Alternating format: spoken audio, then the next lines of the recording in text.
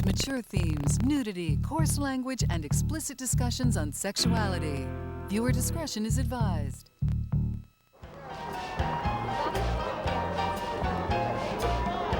Being a visual artist, I am a communicator. I really want to question things. I want to challenge things. Basically, I'm focusing the challenge on gender issues.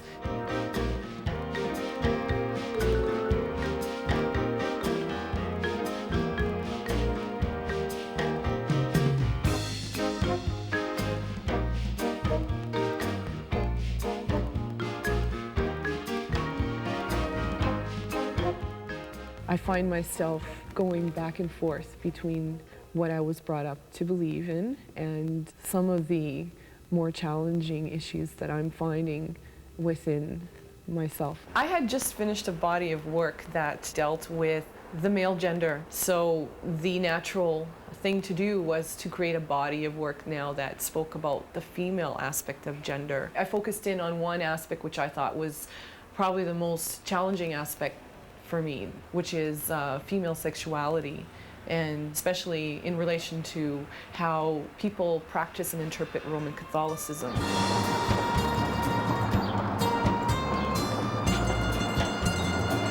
I believe it's really tied into how we perceive the Virgin Mary. We almost want to be like her.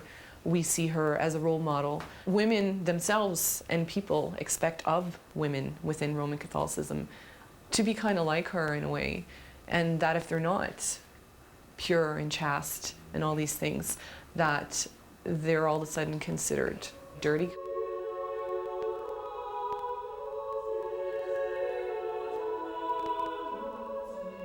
I was attracted to these lenticular images.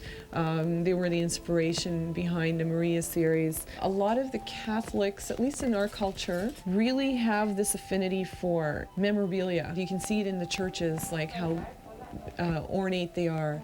And this is an extension, I think, of that into the home.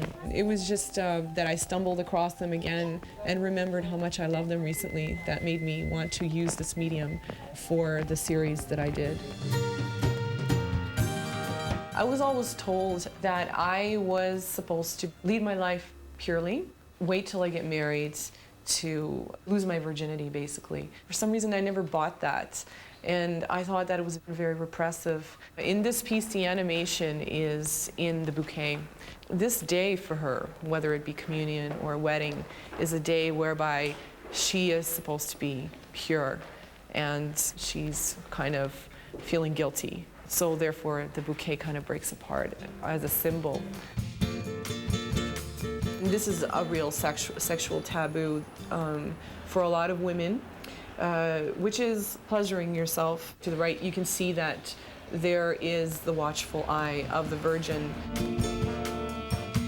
I don't think you could ever let go of your past, what the social upbringing you had. It's still a great influence on me. When I go into a church, for example, I still identify a lot with my Roman Catholic roots.